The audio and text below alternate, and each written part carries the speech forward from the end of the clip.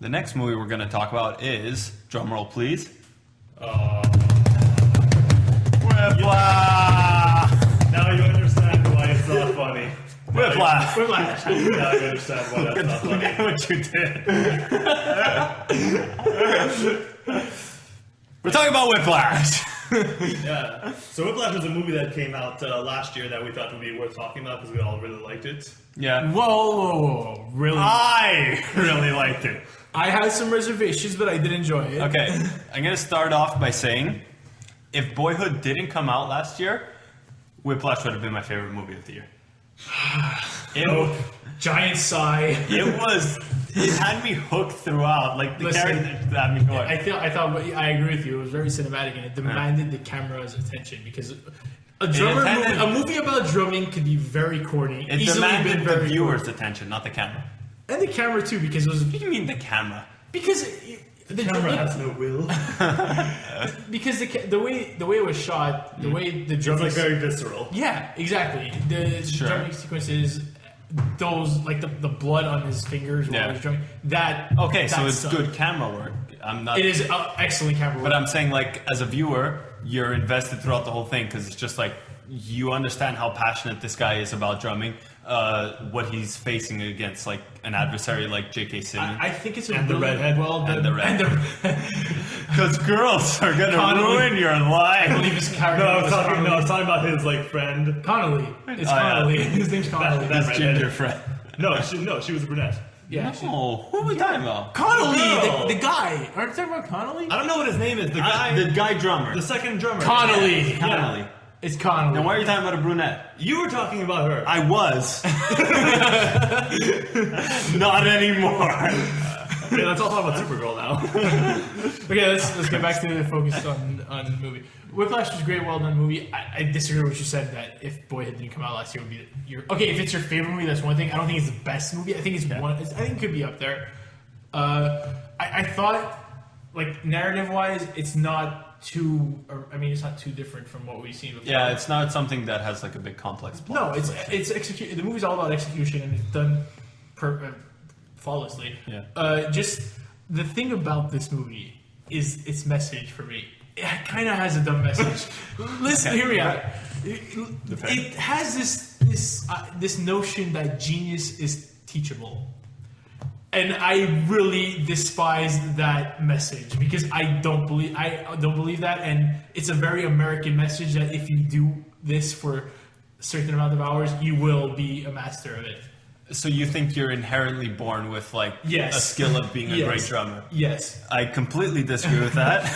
Because we're not even talking about this movie anymore. No, but it's like, if you're going to start drumming as a young kid, you're going to pick up the sticks and you might be able to adapt to get the rhythm better than other people. But there's, like, a certain level you have to get to by practicing to that level. Sure, but there's always that kid that's always better than you with less practice. Sure, because they probably have a better internal clock or better dexterity or something like that. That's what I'm trying to say. That stuff is not teachable. No, but in this case, that the kid is certainly gifted, he's trying to push him to the furthest limit possible. And that's what I loved about the movie. It's because even though J.K. Simmons is a complete dick and is a villain, there is the redeeming quality that he explains when they meet up later in the jazz bar, that he needs to push his students to get them to their best point possible. The way he goes about it. That was a devised plan to screw him over. The whole jazz club scene. But I'm saying in terms of the movie's message and the movie's theme, he just wants to push his students as hard as they can to become as good as they can.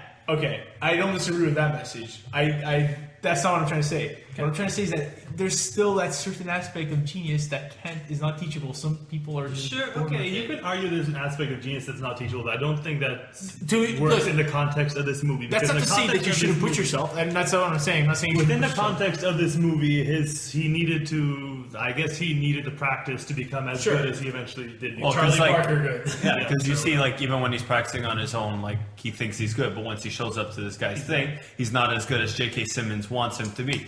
Not quite my tempo. Not quite my tempo. The worst thing you could hear from a music teacher. Not quite my tempo. I was watching it earlier. Do you remember the scene where Well, I watched it yesterday. It's fresh in my mind. Okay. I hope so. You know when Miles' character goes to the first jam session or whatever, Yes. and they're like, take 10, go take a break and come back, right? When he goes to take a break and J.K. Simmons like approaches him and he's like, hey, you know what? Have fun with it. You know, what do your parents do? It's like, oh, my mom left and my dad's a high school teacher. And then like 2 seconds later, after he does, no kidding, mommy left dad, which figured out he wasn't Eugene O'Neill. it just like beats him down. It's like, We'll get to I totally saw that coming. We'll get that I know, J.K. Simmons character. But I just love that. I really love that scene. It's like you're giving him all the ammunition. He's just gonna shoot you down, and you know it's coming. But it's so rewarding. We'll get to J.K. Simmons' character after this. Okay. But what we were saying about the message. Okay, yeah. Like I said, I don't think genius is always teachable. I think that's not an excuse to not work hard and not do anything and not push yourself. But there is that very American message that this is, you could, if you really, really practice and try really hard, you could achieve this. When there's a lot more to it, I think. I don't think that works in the context of the... In the context of the movie, I know what you're saying. I don't want to like get philosophical here, but I mean, whatever that means outside of the context of this movie is like whatever. But okay, I don't. In the context of the movie, I don't think that philosophy applies. Okay, but like I said, I think that might be taken in by a lot of. But that's audience. basically what you interpret as the message of the movie, right? That and great art doesn't come without great suffering, as you saw. Yeah, exactly. The same way that and that argument is backed up by when he has to break up with his girlfriend so that he could practice. I wanted to get to that. How he's actually like hurting his body to become better. How he's taking the mental abuse. Right, and that dinner table conversation was one of the best scenes. Yeah, of the film. I loved it. But you see, that's what I wanted to point out also about this. The message of this movie is he throws away something that could be it's a very normal, good life where a girl that he met, where most people don't get that chance. He wanted to do that just to be. He threw that all away just for a chance of being great. Was that Supergirl? Yeah. She became Supergirl? Yeah. Oh, it's gonna That's be why I terrible. was making all that Supergirl joke. Oh, I just thought you hated I don't it even so know much. what's Supergirl. Was it into the trailer for Supergirl? They're making a CBS. Okay, we're gonna make you watch that after this podcast because it looks so bad. It's a But I CBS think show. It looks really terrible. Oh, God Wait, damn it. has it started airing yet? I don't think so. But the first episode was leaked. Oh, okay. So Anyway, yeah, it looks terrible. he throws away something that is good as a normal life. He's a good drummer already. I'm sure he could end up somewhere just to be Charlie Parker, just to be Buddy Rich. Yeah. To be one of the greats. To be one of the greats. To die full of heroin on the streets. To be the with best, no Jerry. friends. To be the best, Jerry. The best. I don't know. I felt like I don't know if it was on purpose, but the movie kind of makes him look like a dick. Yeah. He kind of is a dick. I mean, is like, a He's dick. super like I said in the dinner conversation. He's super condescending to the other people at the table. Yeah, but I think that's what's really interesting because he doesn't have a lot of interactions with other people. Yeah, he's kind of a loner. He's pretty much a loner throughout the movie. He sometimes talks to his dad, and he mostly just converses with J.K. Simmons. well, no, I think so he's in in a relationship with his dad. Anyway, when he has a conversation, like I think they were his cousins or something. Yeah, there was. Okay, yeah. when he like talks to Those other guys that look like the Winklevoss. Yeah, exactly. when he talks to the other people, he's much more like negative and condescending to them because they don't get him, they never will get him, so he's just gonna like stick to his own thing, and that's what I think really works about the character is because like he has a strained relationship with everyone in his life except for his dad. You know what I mean? Yeah. So it shows that drumming really is the most important thing in his life. And that's why he might be really passionate about it because that's the only time he feels like in his element. Sure, but what were we getting to before that? We were talking about the dinner table. Why were we talking about the dinner table again? Yeah, Well, just because it was a great scene. Because he's being arrogant. No, there was that scene that was being arrogant. There was Sounds another like scene they where he are. hides his. That's what I was getting to. Where he hides his classmates' music sheet in the vending machine. Does he He kind didn't of hide it. I think he hides it deliberately. I'm pretty sure he deliberately, like, he's like, what? No, he put it on the chair behind him. Well, he hit it. He went to get something and then he came back and it was gone, right? Yeah, which I found was kind of a dumb plot point, but whatever. That's what I'm saying. So wouldn't it be? I'm pretty sure he. They hit really it. didn't. I don't think it was implied that he hit it. Well, but he even did then- something to gain an advantage to get that opportunity. I don't know about that. I don't like. I think that's maybe more speculation to the viewer kind of thing. But to me, it's just that he couldn't. Like they had lost the book. Maybe like a competing school took it kind of thing, and then he had the opportunity to go play Right. Yeah. because he was better. Well, he was really he was a talented kid. But what were we getting to about that? Well, I was just saying I thought that was kind of like a silly plot point. Like maybe if they explicitly showed that someone from a competing school stole the book or something, then whatever, that's fine. But I found it was like too much of a plot contrivance. That it just disappears for no reason, and now he gets to have his shot. And another thing good point. Another thing I wanted to bring up is that bugged me. Yeah, what also bothered me was not, like I said, it's a movie. It doesn't have to be entirely realistic, but the context of this movie is kind of realistic. Mm-hmm. So the accident, the car accident. I was really hoping you would say the car accident. Yeah, that bugged me too. Like, I thought that was like a little bit over the top. I know you're trying to show the character's drive and his passion for drug, but I don't think anyone comes out of that. Yeah, no. And I felt the scene was because I feel like it was just done because they needed to have something exciting happen, and like, the car crashes are exciting and random and whatever. Okay, keep in mind this was a 17-minute short film, so they had to add scenes. But I felt like the scene was plenty tense enough when it was just him running and trying to. Yeah, but I think it's like, you show how much he's like pushing to get this part. So he's like driving back to grab his thing. He's like fighting with the teacher on to keep his spot and not be replaced by the other drummer. Yeah, but I think it was enough. But why I think the car accident thing worked, and you guys like probably disagree with me here, but because they put it over the top, you're like, Jesus Christ, this guy should be dead. Oh my God, he's actually going to play. But that's the Hollywood input there. Yeah, I agree with that, but it's just like, if he was late and the guy just replaced him on drums, let's say that's how that scene would have ended.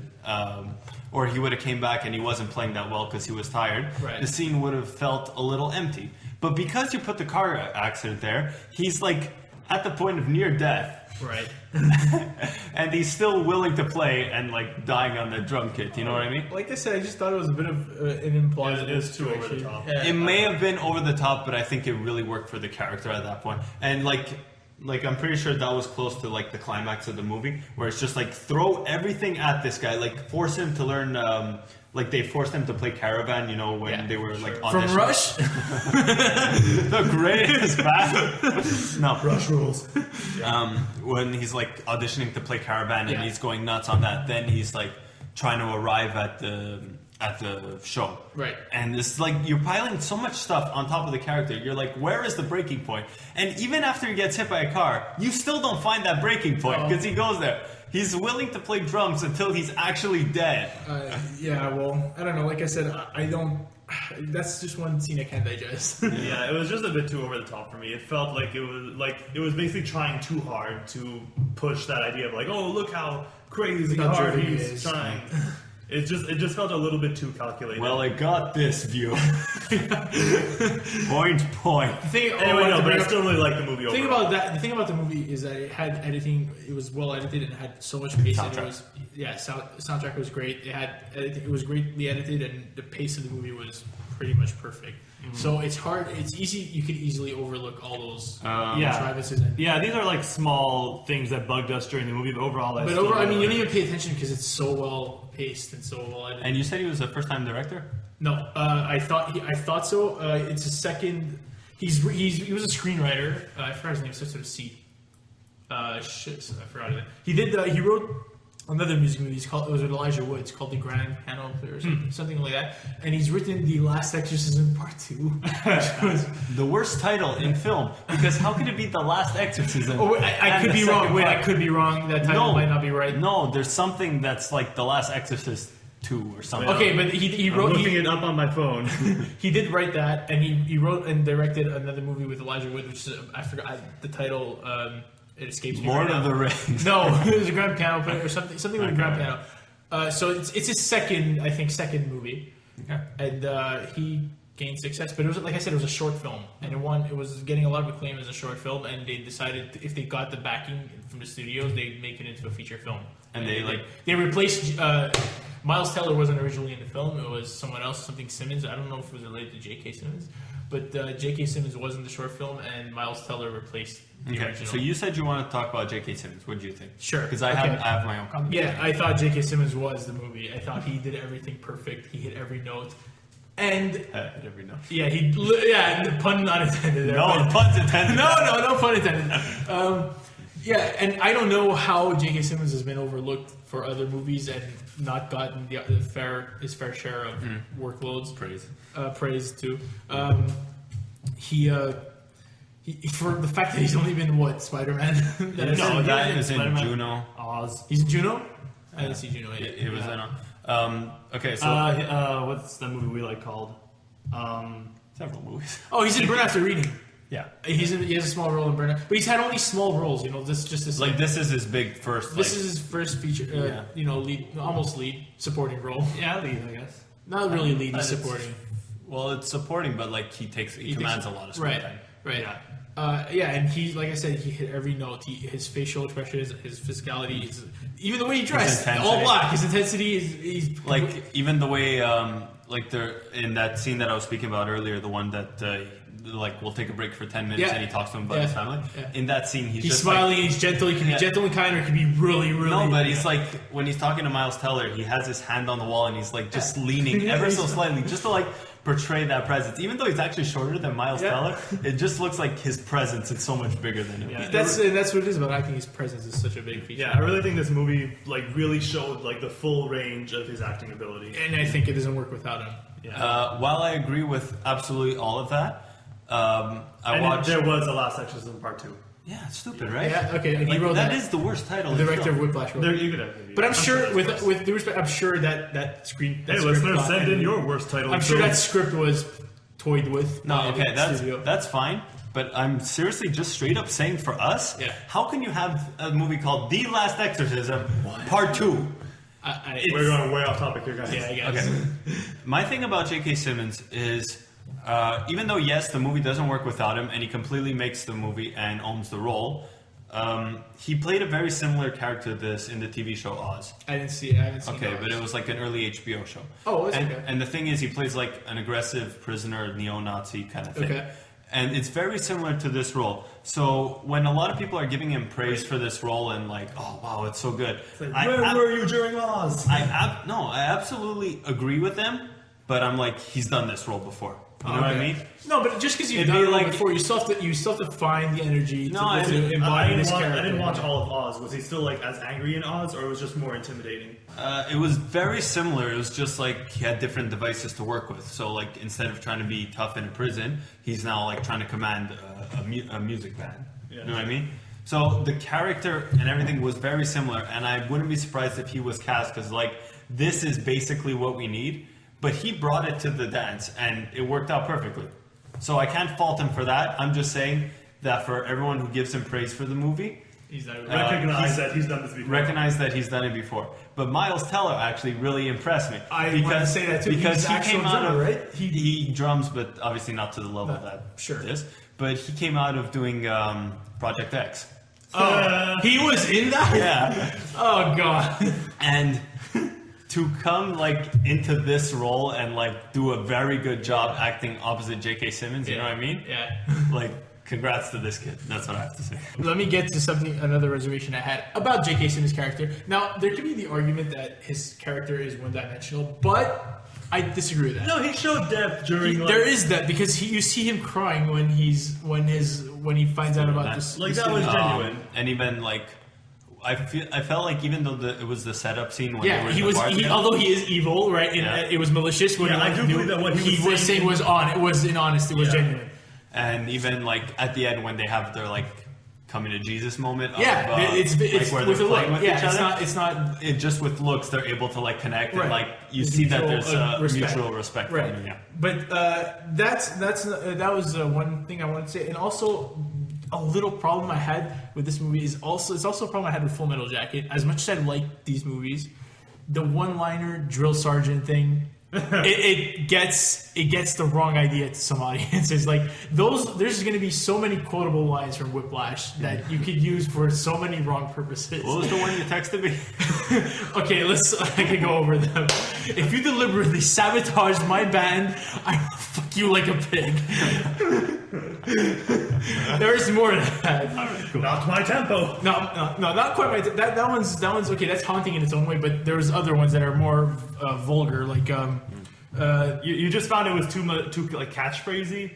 Yes, it's gonna catch on to people, and they're gonna start, the movie came out last year. I mean, it's caught on. It's the same thing with Full Metal Jacket. That drill sergeant intensity, one-liner, it catches on. So there's like, another is that actually a flaw that happened? I wouldn't say that's a flaw. I would just say that you're just remarking on it.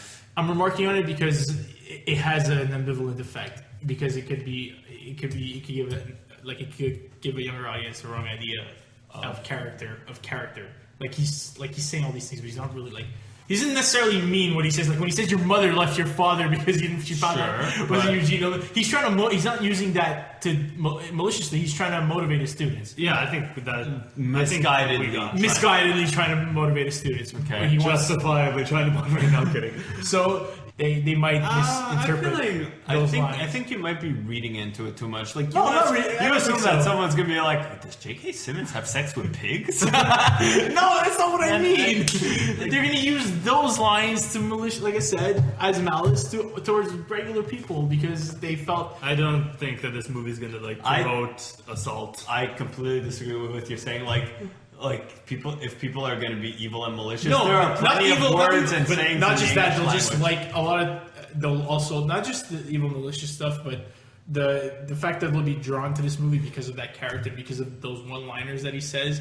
They'll be like, "Oh, watch this movie! This is amazing. He says this, and this, and this, and look at all these insults he comes up with." I feel like that's gonna have an appeal instead. Maybe you think that they just won't grasp? They won't grasp it. They'll just look at it as. I think that's it's funny because it's funny because but I think that's the same way that this movie got steam. It's because people are like, "Oh, you have to watch it for J.K. Simmons' performance. You have to watch it for his performance." So again, no one was saying you have to watch it because he says this, and this. They're like, "Watch his performance. He portrays a really good aggressive character." Like I said, I don't think it's a flaw. I just think that a lot of people will be drawn to it because of the language used as the character. Not kind of, and they won't look at the story. They won't look at the cinematography of it. So kind of similarly to Ari Gold, that people come into Entourage and they're just like, oh, look at these wacky things the guy's saying. Right. Okay. And they won't read into the character. Actually, those he says these things and. Let's use them as sound bites.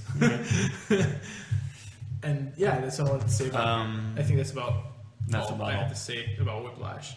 Steven, good? Whiplash.